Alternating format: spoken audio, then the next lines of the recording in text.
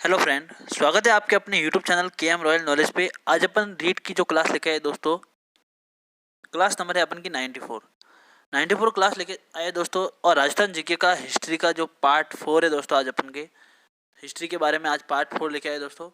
दोस्तों आप सबको पता है कि अपन जिसका अध्ययन कर रहे हैं वो मेवाड़ के गुहिल एवं सिसोदिया राजवंश का अध्ययन कर रहे थे दोस्तों।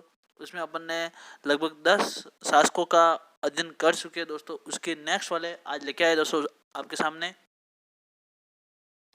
दोस्तों इसका अध्ययन करने से पहले इस वीडियो को अधिक से अधिक शेयर कीजिए, लाइक कीजिए, सब्सक्राइब जरूर कीजिए इस चैनल को, और बेल आइकन को जरूर ऑन कीजिएगा दोस्तों, और कमेंट भी जरूर कीजिएगा दोस्तों। एंड अपन मेवाड़ के गुहिल एवं सिसोदिया राजवंश के बारे में आज राणा हमीर, राणा छत्र सिंह और राणा लाखा के बारे में अध्ययन करेंगे। इनके बारे में विस्तार बहुत ज़्यादा मिला है, इसलिए दोस्तों ये वीडियो थोड़ा लंबा बनेगा।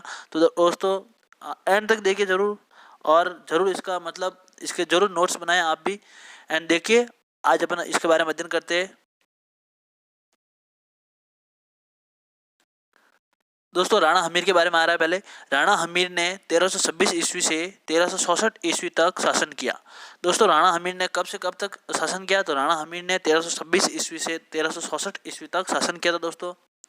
हाँ, गुहिल वंश के शासक रण सिंह के पुत्र, गुहिल वंश के शासक जो थे रण सिंह के पुत्र राहब ने सिसोदा गांव बसाया। गुहिल वंश का जो शासक था रण सिंह के पुत्र राहब, उसने क्या सिसोदा गांव बसाया था। राणा सांगा की नींव रखी, राणा शाखा की नींव रखी। हमीर सिसोदा गांव के जागीरदार तथा राणा अमीर सिंह का पुत्र था। हमीर कौन था दोस्तों? हमीर राणा सांगा का नींव रखी पहला। हमीर जो सिसोदा गांव के जागीरदार, सिसोदा गांव के जागीरदार तथा राणा अरि सिंह का पुत्र था। मालदेव सोनग्रा एवं उनका उसके पुत्र जैसा जालोर को हराकर उसने चित्तौड़ को पुनः जीता था। जो मालदेव सोनग्रा थे दोस्तों, जो अपन ने नेक्स्ट अपन ने पिछले वीडियो में देखा था अपने मालदेव सोनग्रा के बारे में, उसके पुत्र जैसा जालोर को हराकर उसने चित्तौड़ को पुनः जीता था दोस्तों, याद रखना ये भी। हमीर ने पहाड़ी क्षेत्र पर नियंत्रण बनाए रखने के लिए कैलवाड़ा को अपना केंद्र बनाया। हमीर ने पहाड़ी क्षेत्र पर नियंत्रण बनाए रखने के लिए किसको अपना केंद्र बनाया? कैलवाड़ा को अपना केंद्र बनाया। आगे देखते हैं। हाँ, एक लिंग महात्म्य ग्रंथ, एक लिंग जो महात्म्य ग्रंथ है दोस्तों, एक लिंग महात्म्य ग्रंथ याद रखना इसके बारे में, के अनुसार उसने भीलवाड़ा के सरदार राघव को पराजित किया। कौन से ग्रंथ के अनुसार दोस्तों? एकलिंग महात्म्य ग्रंथ के अनुसार उसने भीलवाड़ा के सरदार राघव को पराजित किया था। भीलवाड़ा का जो सरदार था राघव, उसको क्या किया था? पराजित किया था। किसके अनुसार? एकलिंग महात्म्य ग्रंथ के अनुसार। आगे देखते हैं। 1326 ईस्वी में हमीर ने चित्तौड़ पर पुनः अधिकार कर लिया। और 1326 ईस्वी में हमीर ने चित्तौड़ पर क्या कर दिया? पुनः अधिकार कर लिया। हमीर गुहिल वंश का ही था, हमीर गुहिल वंश का ही था, लेकिन हमीर के पश्चात यह वंश सिसोदिया वंश कहलाता है। दोस्तों हमीर जो था वो गुहिल वंश का ही था, लेकिन हमीर के पश्चात ये वंश सिसोदिया वंश कहलाने लगा। कीर्ति स्तंभ प्रशस्ति में हमीर को, जो कीर्ति स्तंभ प्रशस्ति है उसमें हमीर को विषम घाटी पंचानन, विषम घाटी पंचानन कहा गया है। और रसिक प्रिया की टीका में हमीर को वीर राजा की उपाधि दी गई है। रसिक प्रिया की टीका में हमीर को वीर राजा, और कीर्ति स्तंभ की प्रशस्ति में विषम घाटी पंचानन कहा गया है हमीर को। नेक्स्ट देखते हैं। हमीर ने चित्तौड़ के किले में अन्नपूर्णा माता मंदिर का निर्माण करवाया। दोस्तों हमीर ने चित्तौड़ के किले में अन्नपूर्णा माता मंदिर का निर्माण करवाया। इस मंदिर के निर्माण का उल्लेख मोकल जी के शिलालेख में मिलता है। इस मंदिर के निर्माण का उल्लेख कहाँ मिलता है? मोकल जी का शिलालेख। दोस्तों हमीर के चित्तौड़ में जो अन्नपूर्णा माता का मंदिर का निर्माण करवाया, इस मंदिर का निर्माण का उल्लेख मिलता है दोस्तों आपको मोकल जी के शिलालेख में। नेक्स्ट देखते हैं।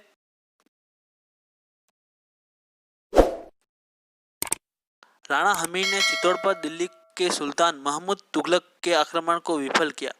राणा हमीर ने जो चित्तौड़ पर मोहम्मद तुगलक ने आक्रमण किया था दोस्तों, उसके आक्रमण का विफल किया तथा उन्नति की और अग्रसर मेवाड़ के गौरव को पुनः स्थापित किया। उन्नति की और अग्रसर मेवाड़ के गौरव को पुनः स्थापित किया। राणा हमीर व मोहम्मद तुगलक के मध्य हुए युद्ध को सिंगुली का युद्ध के नाम से जाना जाता है। राणा हमीर तथा मोहम्मद तुगलक के मध्य हुए इस युद्ध को क्या कहा जाता है दोस्तों? सिंगोली के युद्ध के नाम से जाना जाता है। याद रखना सिंगोली के युद्ध किसके बीच में हुआ, तो ये क्वेश्चन बना हुआ पहले भी और आया हुआ भी है। तो सिंगोली का युद्ध राणा हमीर व मोहम्मद तुगलक के मध्य हुआ था दोस्तों। नेक्स्ट देखते हैं, राणा क्षेत्र सिंह का कार्यकाल 1367 ईस्वी से 1382 ईस्वी तक रहा। हमीर की मृत्यु के उपरांत उसका पुत्र क्षेत्र सिंह, जिसे खेता के नाम से भी जाना जाता है दोस्तों, हमीर की मृत्यु के उपरांत उसका जो पुत्र क्षेत्र सिंह है, जिसे खेता के नाम से भी जाना जाता है। खेता के नाम से कौन से शासक को जाना जाता है, क्षेत्र सिंह को, जो हमीर की मृत्यु के बाद उसका पुत्र, हमीर का पुत्र था ये, और मेवाड़ का शासक बना। आगे देखते हैं, उसने मालवा के दिलावर खां घोरी को परास्त कर मेवाड़ मालवा संघर्ष का सूत्रपात किया। दोस्तों उसने मालवा के जो दिलावर खां घोरी थे उसको परास्त कर जो मेवाड़ और मालवा संघर्ष को सूत्रपात किया। हाड़ौती के हाड़ा शासकों को दबाने का श्रेय खेता को दिया जाता। हाड़ौती के जो हाड़ा शासक हैं उनको दबाने का श्रेय खेता को दिया जाता दोस्तों। उनके समय अजमेर, जहाजपुर, मांडलगढ़ को मेवाड़ राज्य में मिलाया गया। किस किस को मिलाया गया, अजमेर को, जहाजपुर को, मांडलगढ़ को मेवाड़ राज्य में मिलाया गया। चाचा और मेरी इनकी पासवान के पुत्र थे। चाचा और मेरी इनकी पासवान के पुत्र थे। नेक्स्ट देखते हैं अपन राणा लाखा के बारे में। दोस्तों राणा लाखा का कार्यकाल 1382 ईस्वी से 1421 ईस्वी तक रहा। राणा लाखा का कार्यकाल 1382 ईस्वी से 1421 ईस्वी तक रहा। महाराणा हमीर का पौत्र, ये महाराणा हमीर का तो पौत्र मतलब राणा लाखा के दादा कौन थे, महाराणा हमीर, तो महाराणा हमीर का पौत्र राणा लाखा हुआ। और क्षेत्र सिंह खेता का पुत्र, यानी राणा लाखा के पिताजी का नाम क्या था, क्षेत्र सिंह खेता, जो खेता के नाम से जाना जाता है। और राणा लाखा का नेम है लक्ष्य सिंह लाखा उर्फ लाखा। 1382 ईस्वी में मेवाड़ की गद्दी पर बैठा। 1382 ईस्वी में मेवाड़ की गद्दी पर बैठा।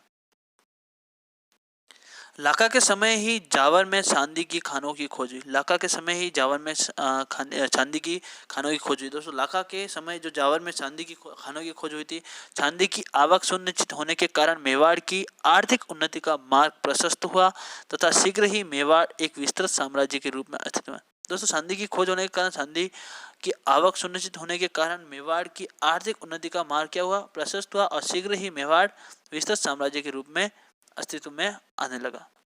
उनके समय ही एक बंजारे द्वारा पिछोला झील का निर्माण। दोस्तों राणा लाखा के समय ही बंजारे के द्वारा, एक बंजारा था जिसने पिछोला झील का निर्माण करवाया था। एक बंजारे के द्वारा पिछोला झील का निर्माण करवाया गया। लाखा के समय मारवाड़ के राजकुमार रणमल अपने परिवार सहित मेवाड़ आया। लाखा के समय मारवाड़ के राजकुमार रणमल अपने परिवार सहित मेवाड़ आया। राणा लाखा रणमल की बहन हंसाबाई से विवाह करना चाहता था। जब मेवाड़ आया तब राणा लाखा रणमल की बहन हंसाबाई से विवाह करना चाहता था। अतः लाखा के पुत्र चूड़ा ने आजीवन ब्रह्मचारी रहने की शपथ ली थी। लाखा के पुत्र चूड़ा ने आजीवन ब्रह्मचारी रहने की शपथ ली थी ताकि मेवाड़ का सिंहासन हंसाबाई के पुत्र के लिए सुरक्षित रह सके। क्योंकि रणमल ने ये कहा था कि जब हंसाबाई, उसकी बहन जो हंसाबाई है, वो अगर राणा लाखा से शादी करेगी तो उसका पुत्र ही उसका नेक्स्ट उत्तराधिकारी होगा दोस्तों। तो इसने ये बात रखी थी, तब जाके चूड़ा ने आजीवन ब्रह्मचारी रहने की शपथ ली थी ताकि मेवाड़ का सिंहासन हंसाबाई के पुत्र के लिए सुरक्षित रह सके। इसलिए चूड़ा को राजस्थान का भीष्म पितामह कहा जाता है। राजस्थान का भीष्म पितामह इसलिए चूड़ा को कहा जाता है राजस्थान का भीष्म पितामह। याद रखना, संस्कृत के प्रख्यात विद्वान जौटिंग भट्ट और धनेश्वर भट्ट लाखा के दरबारी थे। संस्कृत प्रख्यात के विद्वान जौटिंग भट्ट और धनेश्वर भट्ट लाखा के दरबारी थे। राणा लाखा बूंदी के दुर्ग को कभी जीत नहीं पाए। राणा लाखा जो थे बूंदी के दुर्ग को कभी जीत नहीं पाए, तो मन की शांति के लिए मिट्टी का दुर्ग बनाया। दोस्तों राणा लाखा ने बूंदी के दुर्ग को कभी कोशिश बहुत बार की लेकिन कभी जीत नहीं पाए, तो उन्होंने मन की शांति के लिए मिट्टी का दुर्ग बनाया, उस पर अधिकार कर लिया दोस्तों। तो आज अपन का जो वीडियो था वो कंप्लीट हो चुका है। वीडियो अच्छा लगा हो तो लाइक जरूर करना, कमेंट जरूर करना दोस्तों, subscribe my channel KM royal knowledge. And दोस्तों अधिक से अधिक शेयर कीजिए इस वीडियो को, लाइक एंड कमेंट जरूर देना दोस्तों। और इस वीडियो को देखने के लिए आपका धन्यवाद।